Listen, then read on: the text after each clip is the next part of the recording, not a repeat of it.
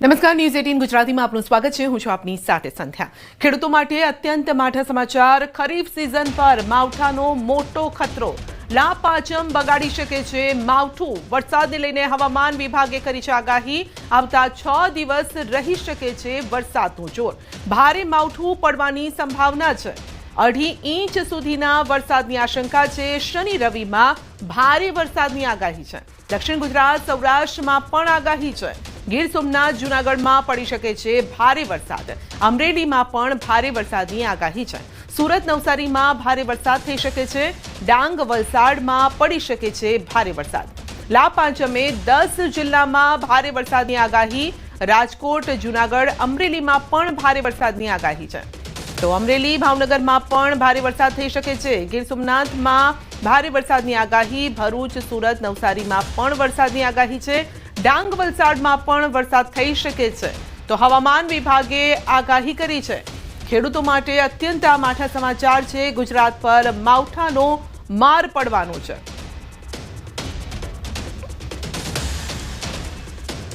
તો ગુજરાત પર બેવડી આફતના મંડાણ. ગુજરાત સુધી પહોંચી શકે છે સિસ્ટમ. અરબ સાગરમાં સર્જાયું છે ડિપ્રેશન. હવામાન નિષ્ણાત અથિયા શેટ્ટીનું અનુમાન. થંડરસ્ટોર્મ, વરસાદની વધી શકે છે તીવ્રતા.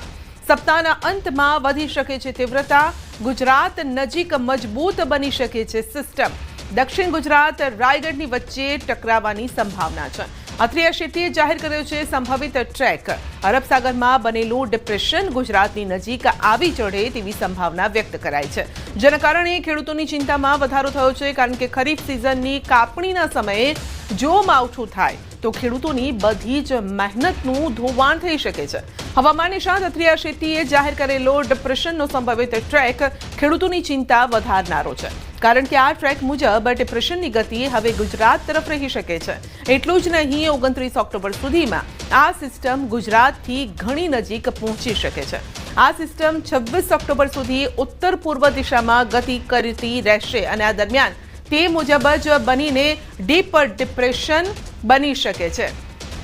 તો 26 કે 27 ઓક્ટોબરની આસપાસ તે દિશા બદલીને ફંટાશે. જો કે બાદમાં તે ફરીથી યુટર્ન પણ લઈ શકે છે. તો ગુજરાત મહારાષ્ટ્ર તરફ ગતિ કરી શકે છે. જ્યારે કે સિસ્ટમ ગુજરાત નજીક પહોંચે ત્યારે તે ડીપ ડિપ્રેશનના રૂપમાં પણ ફેરવાઈ શકે છે. તે પ્રકારનું અનુમાન છે.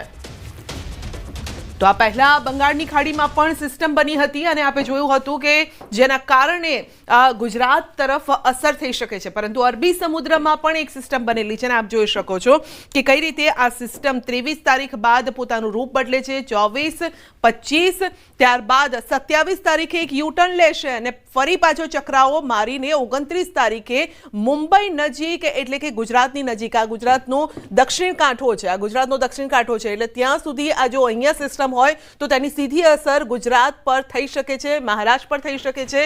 દરિયામાં પણ ઊંચા મોજા ઉછળી શકે આ સિસ્ટમના કારણે. કારણ કે દરિયો ડોલવા લાગતો હોય છે આ સમયે, હલચલ વધી જતી હોય છે, જેના કારણે તો સીધી અસર ગુજરાત પર જોવા મળી રહી છે. છેલ્લા 2-3 દિવસમાં પણ આપણે જોયું છે કે દક્ષિણ ગુજરાતમાં વરસાદ પણ જોવા મળી રહ્યો છે. આ સાથે દક્ષિણ ગુજરાતમાં વરસાદની સાથે અન્ય વિસ્તારોમાં પણ વાદળછાયું વાતાવરણ છે. એટલે જો આ સિસ્ટમ જેમ જેમ, એટલે કે 29 તારીખની આસપાસ જો આ નજીક આવશે, 27 તારીખે દૂર જશે અને પાછી 29 તારીખે નજીક આવશે. એટલે જ્યારે આ નજીક આવશે ત્યારે ગુજરાતમાં વરસાદ પડશે અને ભારે વરસાદ થઈ શકે છે. ખાસ કરીને દક્ષિણના જે વિસ્તારો છે ત્યાં તેની અસર વધુ જોવા મળશે. હવે વાત કરીશું અન્ય સમાચારની. તો ભરૂચના હાંસોટ તાલુકામાં નવા વર્ષે કમોસમી વરસાદ થયો છે. જૂના, ઓભા સહિતના અનેક ગામોમાં કમોસમી વરસાદ વરસતા ખેડૂતોને ભારે નુકસાન પણ થઈ રહ્યું છે. તો વેઠવું પડ્યું છે આ નુકસાન. અચાનક પડેલા વરસાદથી ખેડૂતોએ રસ્તા પર સૂકવેલ ડાંગર પલળી ગઈ છે. પાછલા દિવસોના વરસાદના કારણે ખેતરો પૂરતા સુકાયા ન હોવાથી ખેડૂતોએ ડાંગર રસ્તા પર સુકવવા માટે મૂકી હતી. પરંતુ અચાનક જ પડેલા વરસાદથી તે ડાંગર પલળી ગઈ, જેના કારણે ખેડૂતોમાં ચિંતાનું મોજું ફરી વળ્યું છે અને વરસાદ થતાં ખેડૂતોની ચિંતા વધી છે. કારણ કે જોઈ શકો છો, એક તો ખેતરમાં જે પલળેલી ડાંગર હતી તેને સુકવવા માટે તે લોકોએ હાઈવે પર એટલે કે રસ્તા પર મૂકી તો ત્યાં પણ માવઠું પડ્યું એટલે બેવડો માર અહીંયા પડી રહ્યો છે. હવે આ ખેડૂતો જાય તો જાય ક્યાં? આ ડાંગરના પૈસા મળે એ પ્રકારનું નથી, કારણ કે જ્યારે પલળી જાય છે તો પછી ભેજ લાગી જાય છે, પછી કોહવાવા લાગે છે કારણ કે તેને તડકો નથી મળતો. તો આ તમામ મુસીબતથી અત્યારે ખેડૂત પીસાઈ રહ્યો છે. વરસાદ બાદ હવામાન ખુલ્લું રહે તેમ લાગતું હતું, પરંતુ હવામાન ખુલવાની જગ્યાએ પાછો વરસાદ પડ્યો અને એ પણ કમોસમી વરસાદ, એટલે મહેનત પર પાણી ફરી વળ્યું છે. વાપી જીઆઈડીસીના સેકન્ડ ફેઝ વિસ્તારમાં આવેલી એક પેપર મિલમાં આગ લાગી છે. મોડી રાત્રે રામા પેપર મિલમાં આગ લાગતા દોડધામ મચી ગઈ હતી અને પહેલા કંપનીના એક ભાગમાં આગની શરૂઆત થઈ, જે કંપનીમાં મોટી માત્રામાં કાગળનો તૈયાર અને કાચો માલ સંગ્રહ કરેલો હોવાથી થોડી જ વારમાં આગે મોટું સ્વરૂપ ધારણ કર્યું હતું અને આગ બેકાબુ બની હતી. ઘટનાની જાણ થતાં જ વાપી જીઆઈડીસી અને ટાઉનના ફાયર બ્રિગેડની ટીમ તાત્કાલિક પહોંચી હતી સ્થળ પર. જોકે આગનું સ્વરૂપ જોતા વધુ ફાયર ફાઇટરની મદદની જરૂર જણાતા 6 થી પણ વધુ ફાયર બ્રિગેડની ટીમ સ્થળ પર પહોંચી અને આગ પર કાબુ મેળવવાના પ્રયાસ હાથ ધર્યા. આખરે કલાકોની ભારે જહેમત બાદ આગ પર કાબુ મેળવવામાં સફળતા મળી હતી અને આ ઘટનામાં કોઈ ઈજા કે જાનહાનિના અહેવાલ નથી, પરંતુ આગ લાગવાનું કારણ હજુ જાણી નથી શકાયું. આ તરફ આંધ્રપ્રદેશમાં પણ બસ અકસ્માત થયો, 20 થી વધુના મોત છે. હૈદરાબાદ બેંગલુરુ હાઈવે પર ગમખ્વાર અકસ્માત થયો હતો. બાઇક સાથે ટક્કર બાદ બસમાં આગ લાગી હતી. આગથી બચવા માટે લોકો બસમાંથી કૂદ્યા હતા અને બસમાં 40 થી વધુ લોકો સવાર હતા. તો કુર્નૂલ જિલ્લાના ચિન્નાટેકોરમાં આ ઘટના બની હતી. બસ હૈદરાબાદથી બેંગલુરુ જઈ રહી હતી અને અકસ્માતમાં મોતનો આંકડો વધે તેવી શક્યતા છે. રાષ્ટ્રપતિ દ્રૌપદી મુર્મુએ વ્યક્ત કર્યું છે દુઃખ. સીએમ ચંદ્રબાબુ નાયડુએ વ્યક્ત કર્યું છે દુઃખ.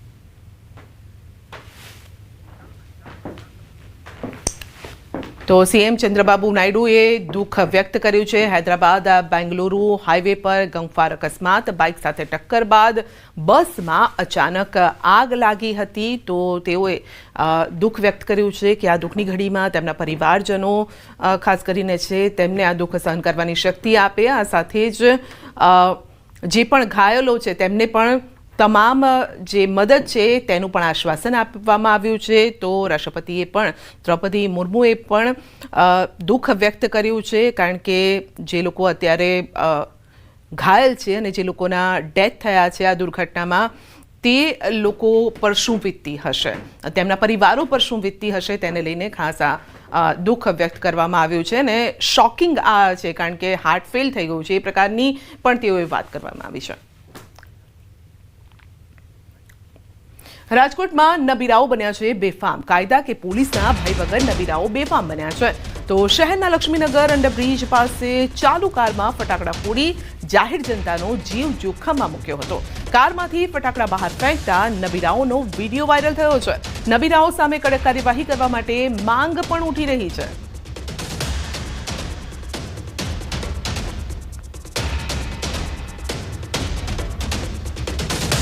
મોરબી માળિયા હાઈવે પર જોખમી સવારીનો વિડીયો વાયરલ થયો છે. તુફાન ગાડીમાં 15 જેટલા લોકો માત્ર બહાર લટકેલા જોવા મળ્યા છે. જોખમી સવારીનો વિડીયો સોશિયલ મીડિયામાં વાયરલ થયો છે. જો આ પ્રકારની જોખમી સવારી દરમિયાન અકસ્માત થાય તો મોટી જાનહાનિ પણ થઈ શકે છે. તો જોખમી સવારીનો આ વિડીયો વાયરલ થયો છે. આપ જોઈ શકો, ખાલી એક બમ્પ આવે તો પણ કેટલા લોકો નીચે પટકાઈ શકે છે. અને તેવામાં જો અકસ્માત થાય કોઈ વાહન સાથે, કોઈ વાહન ઓવરટેક કરવા જાય અથવા તો સાઈડમાં અડી જાય તો પણ કેટલા લોકોના જીવ જોખમમાં મુકાય એ આપ સમજી શકો છો, કારણ કે પાછળ કેટલાક લોકો લટકેલા છે, વાહનની ઉપર કેટલાક લોકો બેસેલા છે અને તેમના સેફટીનો સૌથી મોટો અહીંયા સવાલ ઊભો થઈ રહ્યો છે. તો 15 થી વધુ લોકો એક જ વાહનમાં સવાર થયા છે. વાડજ સેક્ટર 3માં ચોંકાવનારી ઘટના બની છે. 32 વર્ષીય યુવક 5મા માળેથી પડી જતા મોત થયું છે. પોલીસ તપાસમાં હત્યા થઈ હોવાની આશંકા છે. યુવકને પત્ની સાથે ચાલતો હતો કલે અને પત્નીના ભાઈઓએ યુવકને ફેંકી દીધો હોવાની આશંકા છે. પોલીસના મતે ભાવેશભાઈ મકવાણાને પત્નીના ભાઈઓએ 5મા માળેથી ફેંકી મોતને ઘાટ ઉતાર્યો હોવાની હાલ આશંકા સેવાઈ રહી છે. વાડજ વિસ્તારના સેક્ટર 3C બ્લોકમાં રહેતો હતો મૃતક ભાવેશ. રિક્ષા ચાલક ભાવેશ બળદેવભાઈ મકવાણાને પત્ની સાથેના અણબનાવ બાદ ઘરમાં તેઓ હતા ત્યારે પત્નીના ભાઈઓ ત્યાં આવી પહોંચ્યા. પત્નીના ભાઈઓએ ભાવેશભાઈને માર માર્યો અને બાદમાં ગુસ્સામાં આવી 5મા માળેથી નીચે ફેંકી દીધા, જેના કારણે તેમનું ઘટના સ્થળે મોત થયું છે. વાડજ પોલીસે ઘટના સ્થળે પહોંચી તપાસ પણ શરૂ કરી છે. વધુ અપડેટ મેળવીશું સંવાદદાતા નવીન પાસેથી. જી નવીન, 5મા માળેથી પડી જતા યુવકનું મોત શંકાસ્પદ છે આખી આ ઘટના. જે રીતે આ બનાવ સામે આવ્યો કે મોડી સાંજે એટલે કે રાત કહી શકાય કે એક યુવક જે છે 5મા માળેથી પડી જતા તેનું મોત થાય છે. જો કે પોલીસના પહોંચતા પોલીસને પહેલાથી શંકા હોય છે કે આ કોઈ આત્મહત્યા કે કોઈ લાપરવાહીના કારણે ના પડી ગયા હોય, પરંતુ આ હત્યા હોય એ પ્રકારની આશંકા હતી. તેથી પોલીસે એફએસએલની મદદ લીધી, તપાસ શરૂ કરી, ક્રોસ વેરિફિકેશન કર્યું, જેમાં સામે આવ્યું કે મૃતક ભાવેશભાઈની પત્ની સાથે થોડુંક અણબનાવ હતો, જેના કારણે મૃતકના જે શાળાઓ છે તે લોકો ત્યાં પહોંચ્યા. તેના પહેલા ભાવેશભાઈને માર માર્યો, ત્યારબાદ 5મા માળે તેને ફેંકી દીધા હોવાની હાલ વાત સામે આવી રહી છે. તેથી પોલીસે અત્યારે તમામ જે શાળાઓ છે મૃતકના તે લોકોને અટકાયત કરી છે અને પૂછપરછ કરી રહી છે કે કઈ રીતે ઘટનાને અંજામ આપ્યો છે. જો કે હત્યા હોવાથી પોલીસે હત્યાની કલમ ઉમેરીને આગળની જે તપાસ છે તે શરૂ કરશે, એ પ્રકારની માહિતી હાલ સામે આવી રહી છે. સંધ્યા જી, આપનો આભાર.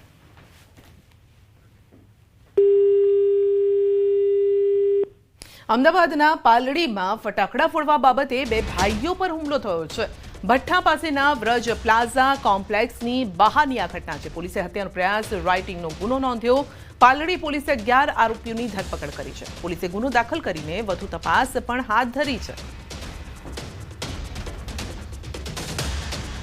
તો પાલડી પોલીસે 11 આરોપીઓની ધરપકડ કરી છે. પાલડી ભઠ્ઠા નજીકની આ ઘટના છે અને ઘટના મામલો ત્યારે બીચક્યો હતો જ્યારે ફટાકડા ફોડવા જેવી બાબતે 2 ભાઈઓ પર હુમલો થયો. પોલીસે હત્યાનો પ્રયાસ રાઇટિંગનો ગુનો નોંધ્યો છે.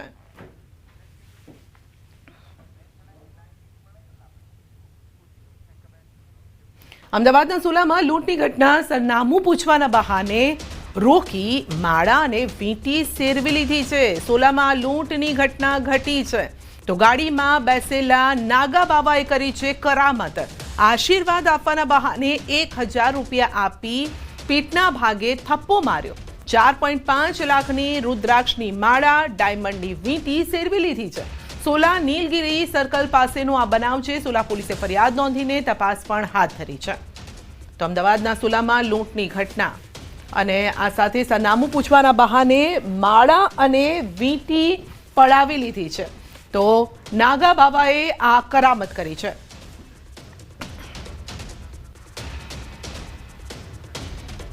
અને હવે વાત કરીશું સૂર્યકિરણના કરતબની.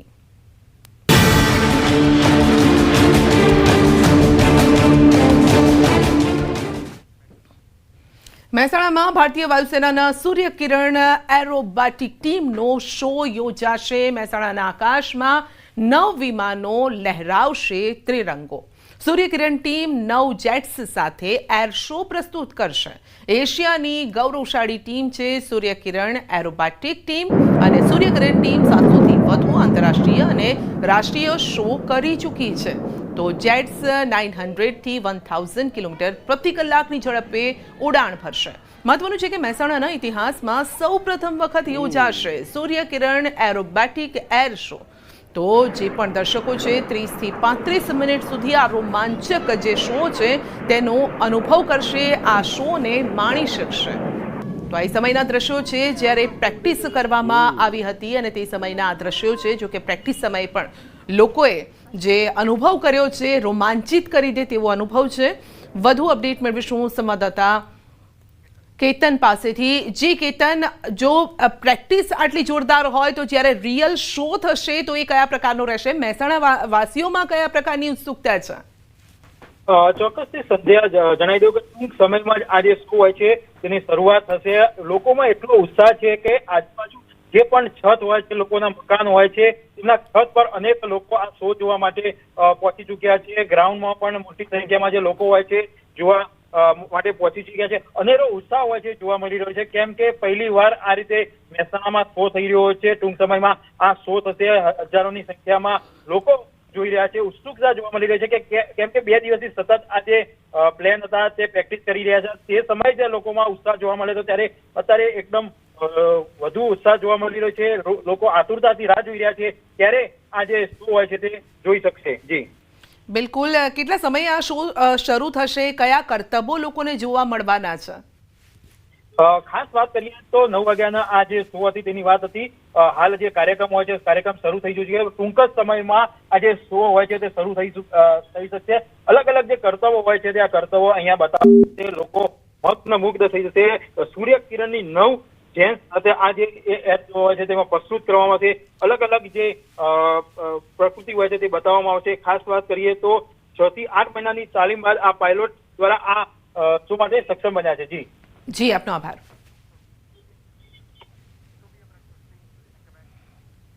અને હવે વાત કરીશું આસ્થાની ભીડની.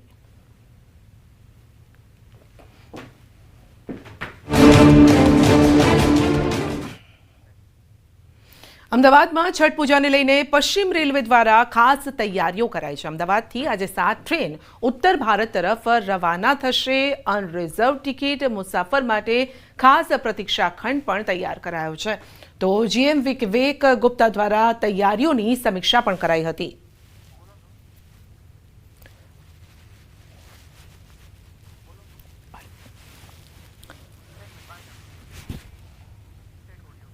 अभी देखिए सर, मान लीजिए अभी जो तैयारी है वो तो अभी अच्छा है. मान लीजिए पब्लिक भी बहुत ज्यादा है. अब गाड़ी में 4 बोगी जनरल का है, ठीक है. इसमें इतना पब्लिक आएगा कैसे आएगा? दिक्कत मतलब होता है, पर यहाँ पे तो बैठ सकते हैं, पर आगे जाके मतलब दिक्कत तो ज्यादा होता है. छठ पूजा के लिए गांव जा रहा हूँ, जो कि अदर स्टेट से मुझे अहमदाबाद का सिस्टम बहुत अच्छा लगा, जो कि यहाँ पर लाइन से बैठा के आदमी को, हर एक आदमी को बारी पारा मतलब बैठाया जाएगा, जो कि ये बहुत अच्छा सुविधा है.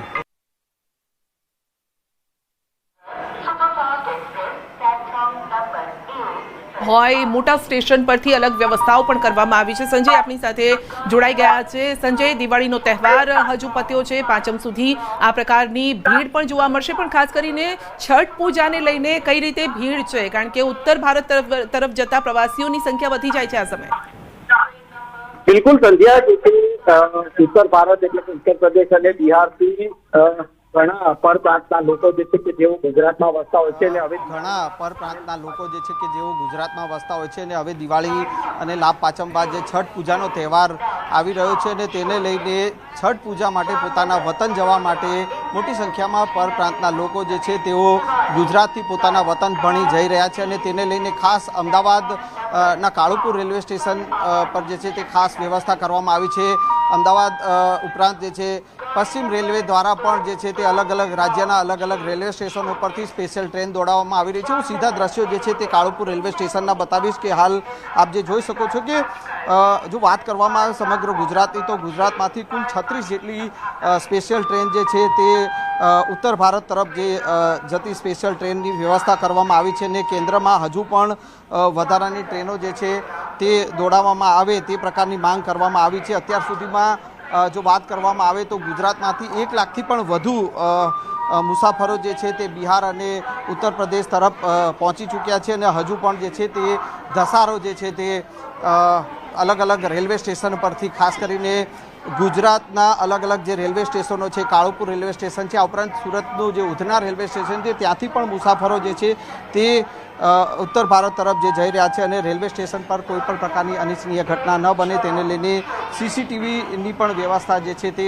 ગોઠવવામાં આવી છે. આજે સવારે 9 વાગે જે ગોરખપુર એક્સપ્રેસ જે ઉત્તર ભારત તરફ પહોંચી અને તેમાં મોટી સંખ્યામાં મુસાફરો જે છે તે ઉત્તર ભારત તરફ રવાના થયા અને તેને લઈને ખાસ નિરીક્ષણ જે છે તે પશ્ચિમ રેલવેના જનરલ મેનેજર વિવેક કુમાર ગુપ્તા જે છે તેઓએ આ કાળુપુર રેલવે સ્ટેશન પહોંચ્યા હતા અને તેઓએ આ જે વ્યવસ્થા જે કરવામાં આવી છે જે યાત્રિકો માટે અને તેની નિરીક્ષણ કર્યું. જે સ્પેશિયલ ટ્રેન દોડાવવામાં આવી રહી છે તેની પણ જે છે તે ચકાસણી કરી અને તમામ પ્રકારની વિગતો જે છે તે મેળવી હતી. સુરતના જે રેલવે સ્ટેશન જે છે તે રીડેવલપ થઈ રહ્યું છે, જેથી કરીને ઉધના રેલવે સ્ટેશન છે ત્યાં સ્પેશિયલ ટ્રેન જે છે દોડાવવામાં આવી રહી છે અને આજે અમદાવાદથી 7 જેટલી ટ્રેનો જે છે તે રવાના થઈ છે. એટલે કે ઓવરઓલ જોઈએ તો જે ધસારો જે છે છઠ પૂજાને લઈને ઉત્તર ભારત તરફ જે ટ્રેનો જે જતી હોય છે ને તેમાં ખાસ સ્પેશિયલ ટ્રેનો જે છે તે દોડાવવામાં આવી રહી છે. બિલકુલ, તો અલગ અલગ ટ્રેનો દોડાવવામાં આવી રહી છે. સ્ટેશન પર અત્યારે ભીડ પણ વધુ જોવા મળી રહી છે અને વ્યવસ્થા પણ પૂરજોશમાં છે. આપનો આભાર. અમદાવાદ કાલુપુર રેલવે સ્ટેશન ખાતે પશ્ચિમ રેલવેના જનરલ મેનેજર વિવેક કુમાર ગુપ્તા અને રેલવેના અધિકારીઓએ જે છે તે કાલુપુર રેલવે સ્ટેશનનું નિરીક્ષણ કર્યું છે અને આગામી છઠ પૂજાને લઈને તૈયારીઓને લઈને અને જે ટ્રેનો દોડાવવાની છે તેને લઈને નિરીક્ષણ કરવામાં આવ્યું છે. સાહેબ આપણી સાથે છે. सर क्या कहेंगे, किस प्रकार से आपने जो निरीक्षण किया है, क्या छठ पूजा की तैयारी है? देखिए, छठ महापर्व अभी जो अगले 2 दिन के बाद काफ़ी यात्री संख्या में यहाँ से ट्रेवल करेंगे, स्पेशली यूपी और बिहार की तरफ. उसके लिए मैंने देखा होल्डिंग एरिया की व्यवस्था की गई है दोनों साइड में, अहमदाबाद स्टेशन के कालूपुर साइड में और सहसपुर साइड में भी. इसी तरह साबरमती असरवा दोनों स्टेशन इस एरिया में तैयार किए गए हैं जहाँ से यात्रियों की संख्या बढ़ने की उम्मीद है. हम लोग स्पेशल ट्रेन चला रहे हैं और यात्रियों की सुविधाओं के लिए जो मूलभूत सुविधाएं हैं, पानी की व्यवस्था, टॉयलेट, उनके लिए आने के बाद क्रमबद्ध तरीके से वो गाड़ियों में बैठें.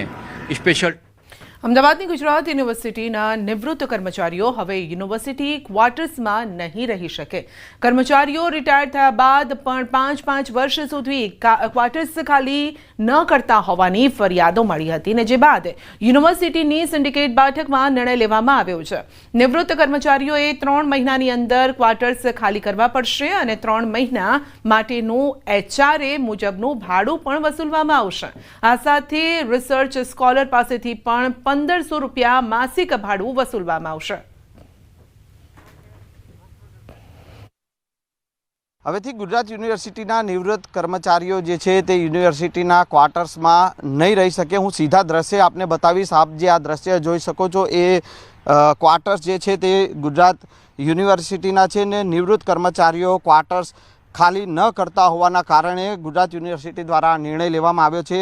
ગુજરાત યુનિવર્સિટીની સિન્ડિકેટની બેઠક મળી હતી ને એ બેઠકમાં નિર્ણય લેવામાં આવ્યો છે. નિવૃત્ત જે કર્મચારીઓ જે છે તેઓએ 3 મહિનાની અંદર ક્વાર્ટર્સ જે છે તે ખાલી કરવું પડશે. 3 મહિના માટે પણ HRA મુજબ જે છે તે કર્મચારી પાસેથી ભાડું વસૂલવામાં આવશે.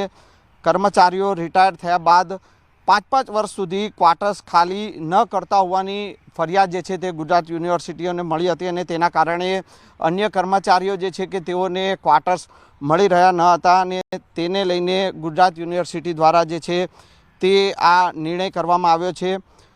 રિસર્ચ જે સ્કોલર જે છે તેમની પાસેથી પણ 1500 રૂપિયા જેટલું ભાડું જે છે તે વસૂલવામાં આવશે તે પ્રકારનો પણ નિર્ણય કરવામાં આવ્યો છે. એટલે કે હવેથી નિવૃત્ત કર્મચારીઓ જે છે કે તેઓ ગુજરાત યુનિવર્સિટીના ક્વાર્ટર્સમાં જે છે તે નહીં રહી શકે તે પ્રકારનો નિર્ણય કરવામાં આવ્યો છે.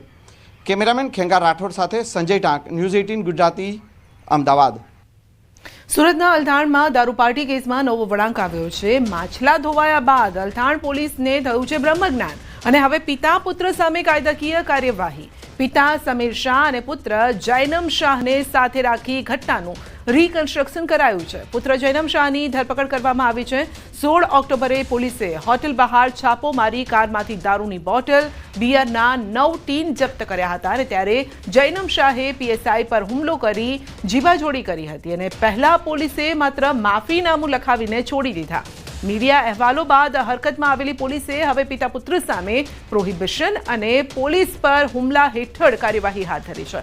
તો જામીન પર છૂટ્યા બાદ બંને સામે અલથાણ પોલીસે અટકાયતી પગલાં ભરી અને ઘટના સ્થળે લઈ જઈને પંચનામું કર્યું હતું.